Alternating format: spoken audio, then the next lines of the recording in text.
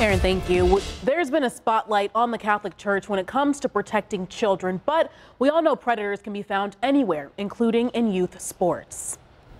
In fact, there have been three recent cases of coaches being accused right here in Western New York. That's why all new for you this morning at 6:30, I-Team Chief Investigator Charlie Specht is working to help protect your family. And as Charlie explains, there is a new tool that you can use to look into the background of your son or daughter's coach.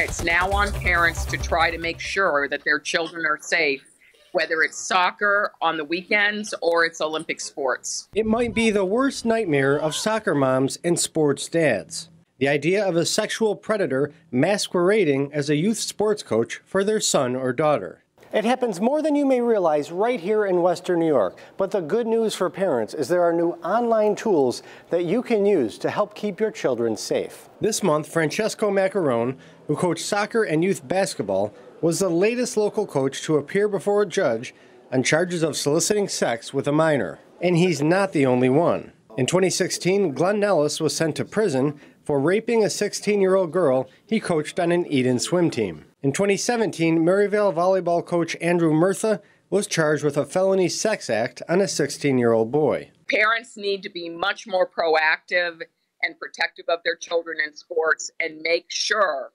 that the organizations that deal with their children are putting child protection at the highest priority.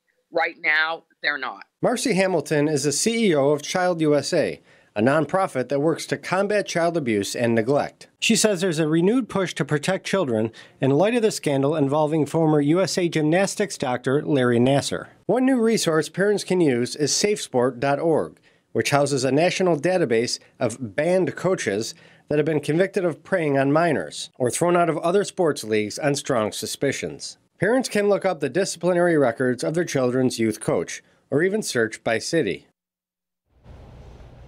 Now, USA Today recently found that such a tool was necessary because coaches were actually getting thrown out of youth sports leagues in one state and then going to another state to coach again. Hamilton, though, says Safe Sports should really just be a starting point. In other words, parents really need to take it into their own hands to research their child's coach. You know, you hate that you have to think about this, but in this day and age, you just do, right? And Charlie, I know you said there's a number of people, or how many people are actually on this database from Western New York? So there's these three guys here who have gone through the court system, and then there's one additional tennis coach who I talked to yesterday who has been accused of some sort of misconduct.